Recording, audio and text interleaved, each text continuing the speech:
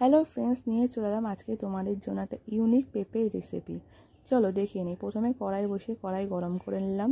তার মধ্যে দিয়ে দিলাম তেল গরম হওয়ার পর ফোড়ন হিসাবে দিয়ে দিলাম সাদা জিরেটা ভালো করে ভেজে নিচ্ছি। এরপর দিয়ে দিলাম আগের থেকে কেটে রাখা ডুম করে আলু আর পরিমাণ মতো নুন।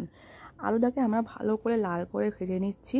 দেখতেই পাচ্ছ লাল করে ভাজা হয়ে গেছে। এর মধ্যে দিয়ে দিলাম নুন মাখিয়ে রাখা চিংড়ি মাছ। এবার আমরা আলু আর চিংড়ি মাছ দুটোকে একসাথে ভেজে নিচ্ছি। আলু আর চিংড়ি মাছ ভাজা হয়ে গেছে প্রায়। এরপর এর মধ্যে দিয়ে দেবো আগের থেকে গলিয়ে রাখা ধনে, জিরের গুঁড়ো, লঙ্কার গুঁড়ো, হলুদ গুঁড়ো দিয়ে আমরা মশলাটাকে ভালো করে কষিয়ে নিচ্ছি। মশলাটা প্রায় কষে এসছে। এর মধ্যে দিয়ে দেবো চেরা কাঁচা লঙ্কা। যে যেমন ঝাল খাও তারা তেমন লঙ্কা দেবে। এরপর দিয়ে দেবো আগের থেকে পেঁপেটাকে আমরা কুড়িয়ে রেখেছিলাম, পেঁপে কোড়ানো। এবার আমরা দিয়ে দিলাম পেঁপে কুড়িয়ে রাখা দিয়ে এবার ভালো করে মশলার সাথে আমরা পেঁপেটাকে নাড়িয়ে চাড়িয়ে নেব।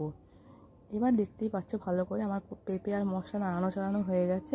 এবার এর মধ্যে দিয়ে দেবো পরিমাণ মতো অল্প অল্প করে জল দিয়ে আমরা ঢাকা দিয়ে পেঁপেটাকে মজিয়ে নেব। দেখতেই পাচ্ছ আমার পেঁপেটা প্রায় মজে এসছে। এবার এর মধ্যে দিয়ে দেবো পরিমাণ মতো চিনি। এবার চিনিটাকে দিয়ে ভালো করে নাড়িয়ে চাড়িয়ে এর মধ্যে দিয়ে দেবো শেষে গরম মশলা। এবার তোমরা যদি কেউ ঘি খেতে চাও ঘিও দিতে পারো। আমি আজকে ঘিটা অ্যাড করিনি। তো তোমাদের আজকে আমার পেঁপে কষানো দিয়ে চিংড়ি মাছের তরকারি কেমন লাগলো জানিও কিন্তু।